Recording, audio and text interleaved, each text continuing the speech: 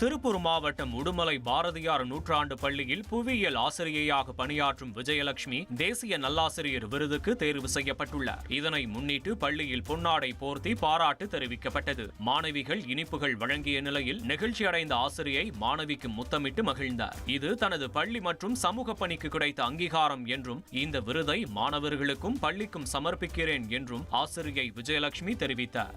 12 வருடங்களாக உடற்கல்வி ஆசிரியராக பல்வேறு சாதனைகளை மாநில அளவிலும் மாவட்ட அளவிலும் தேசிய அளவிலும் சாதனை புரிந்திருக்கிறேன். 2010 முதல் பட்டதாரி புவியியல் ஆசிரியராக பதவி உயர்வு பெற்று இப்பொழுது 15 வருடங்களாக பட்டதாரி ஆசிரியராக பணிபுரிகிறது. உடுமலைப்பேட்டையில் இருக்கிற பிரபலமான பாரதியார் நூற்றாண்டு பெண்கள் மேல்நிலைப் பள்ளியில் பெண் குழந்தைகள் முன்னேற்றத்திற்காக இதுவரை அயராது பாடுபட்டுக் கொண்டிருக்கிறேன். தேசிய விருது கிடைக்க நான் அயராது பாடுபட்டுக் கொண்டிருந்து என்னுடைய முயற்சிக்கு கிடைத்த வெற்றி என்று சொல்லலாம். விருதை என்னுடைய பள்ளி குழந்தைகளுக்கும் ஆசிரியர் பெருமக்களுக்கும் சமர்ப்பிக்கிறேன்.